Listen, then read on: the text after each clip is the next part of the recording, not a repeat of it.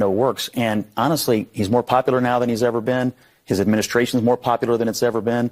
Look where he came from when he left office to right now. There's one reason why he's more popular today than he's ever been, because people are comparing it to what they've got now, and they're saying, I want to go back. And yet it's a dead heat against somebody who's only been in the race 13 weeks. Well, you act as though she just landed here on a spacecraft 13 weeks ago. She's been the vice president for an entire term. But there's a She was in the United States Senate. She did not show up here 13 weeks ago. She has a record as vice president, and I think what's hurting your campaign is that she also has a record when she ran for president.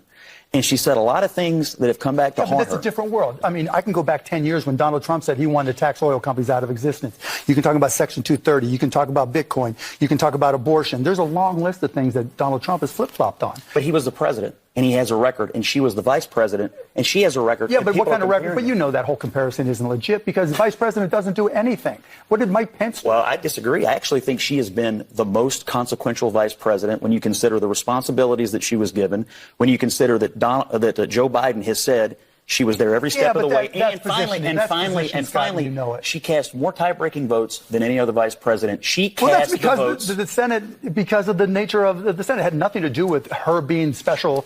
You know, that's just the job. She cast the most consequential. I know that no one watches the mainstream media anymore, and I know that none of you are watching CNN, but I kind of have to still pay attention to the mainstream media because it's kind of like part of my job.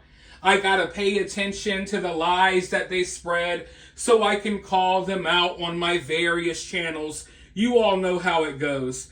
But one thing I can say is that during this election cycle, CNN has been kind of entertaining, because they keep making the mistake of bringing people on that absolutely destroy their entire panels. And they've also been making the mistake of going out trying to speak to real people about Kamala Harris. And they always go and try to talk to like minorities and black women and stuff like that. But it backfires in their face every single time. And I don't know how many of you all ever watched the show Shark Tank, but there's two Shark Tank, I guess you can call them hosts or whatever, that have been really vocal during this election. We have Mark Cuban, who's been really speaking out in support of Kamala Harris, who's been making himself look like an absolute jackass day in and day out. And then we have Kevin O'Leary. Now, CNN made the mistake of bringing Kevin O'Leary on, and he torched the entire panel by telling the truth about Kamala Harris. Because you see, the Democratic Party loves to say Donald Trump is a threat to democracy. He's a threat to democracy. But the real threat is the Democratic Party. Because, and this isn't, me being, or using any political bias here or anything like that. But if you look at the reality of the situation, Donald Trump earned his right to be the Republican nominee. Kamala Harris did not. They bypassed a lot of things and basically chose Kamala Harris. The people did not choose Kamala Harris. So it's like I said, what they accuse Trump of, they're always guilty of. And Kevin O'Leary just kind of just put it all out there on the table on live television. And these other CNN hosts didn't know how to react. They couldn't handle it. But don't take my word for it. Just watch this clip, and then I'll be right back with more. I would like to introduce the concept of the panel tonight. It's going to be a short dissertation, but I want you to think about this because I watched like you did yesterday, and something hit me pretty hard. Only 90 days ago, Pelosi went to Biden and said, you need to step aside, and convinced him to do so. He made the decision, and he did actually ask her, and we've now learned this, is she the right person to drive this home? He questioned that. He could have said, we need to run a process in order for me to make this move. But they decided not to. I don't know who they is. Was it Obama? Was it Pelosi? I don't care who it was. In stock picking, just listen to this analogy. And you may agree, you may not. 88% of managers, because this is the world I live in, cannot beat the S&P year in, year out. So you give them $1,000, the S&P beats them. They can't pick stocks.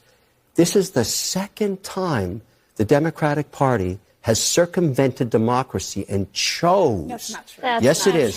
Hillary We've Clinton gone through this Hillary before. Clinton No. was There's chosen, nothing- hang and on. she had Bruce Springsteen too. Hold on, and hold what on. happened to her? And now we've chosen. Kevin, Hillary Clinton won a primary. Okay, she won a primary. You may not. Nobody like could how compete the with her, even primary- Bernie Sanders. She won a primary. Okay. First of all, that's the first So thing. did Kamala The second Harris thing, win a we've primary? Listen, we've talked about this before. What's wrong How about talking hard- about it tonight after what you just saw? I'm Do you think that's really I'm what talking matters to you to about it voters? right now. Your How whole shtick is- many Democrats Your wish? Your Hold on. whole shtick has Hang been, on a second. let's talk about what matters to voters. Do you really think voters care about the internecine primary The- process? If you're a of the Democratic Democrat, Party? you sure as Kevin, hell care today. I know that you are from Canada, but the primary process. That's why I'm the primary perfect for this. process in this I have no country skin in the game is other not than in to the get a great Constitution. president. It's not in the Constitution.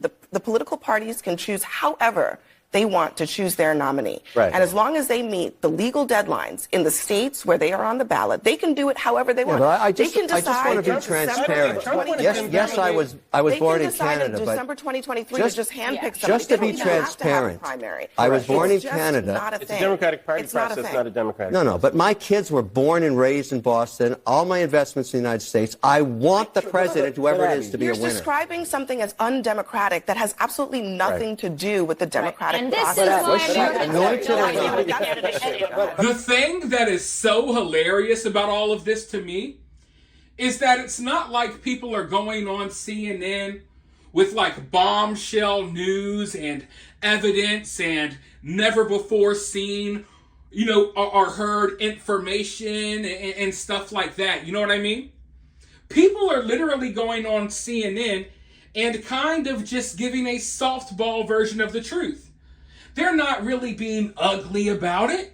They could be. They could say so much more. But all it takes is for someone to acknowledge basic reality. Like, you could take your political beliefs, put them to the side. There's still a basic reality that everyone should acknowledge. And that reality is that Kamala Harris was basically chosen and placed here as the nominee. That's just a basic reality. There's no need for a meltdown. Kevin O'Leary was just acknowledging the truth. But you would think that Kevin O'Leary came with some bombshell new evidence on Kamala Harris. Oh, here's a never before seen video that makes her look bad. But no, it's just a tidbit of the truth. That's all it takes. Meanwhile, on CNN, MSNBC, ABC, you name it, they're spreading lies about Trump all day long, pretending like he's the worst person to ever inhabit planet Earth.